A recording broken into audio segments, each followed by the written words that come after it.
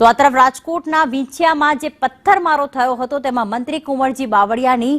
Police સાથે બેઠક યોજાઈ। નિર્દોષ લોકોને હેરાન ન કરવા કુંવરજી બાવળિયાએ પોલીસને સૂચન કર્યું છે। બનાવ બન્યો ત્યારે હું કેબિનેટ બેઠકમાં હતો। નિર્દોષ લોકોને વહેલી તકે જામીન મળે તે માટે પ્રયાસ કરવામાં આવશે તેવું કુંવરજી બાવળિયાએ કહ્યું। બનાવના બીજા દિવસે પણ અમારી કેબિનેટની બેઠક પૂરી થતાની સાથે જ સાંજે જિલ્લાના પોલીસ અધિક્ષક અને કલેક્ટરની ઉપસ્થિતિમાં અહીંયા પોલીસ સ્ટેશનમાં જ મુલાકાત કરીને જે ખરેખર નિર્દોષ એવા કોઈને આમાં ધરપકડ ન થાય અને જે તે વખતે ડિટેઇન કર્યા હતા, પકડાઈ ગયા હતા એવા લગભગ એ વખતે 60 જેવા બધા થઈને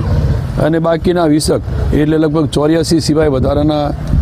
કોઈને આમાં સામેલ નહીં કરવા એવી પણ આપણે તે દિવસે અહીં સૂચના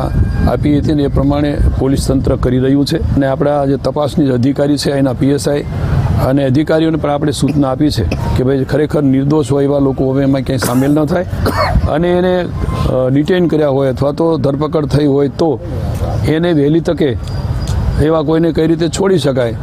જામીન મળી શકે એ માટેની કોર્ટની જે કાર્યવાહી કરવાની થતી હોય એમાં મદદરૂપ થાય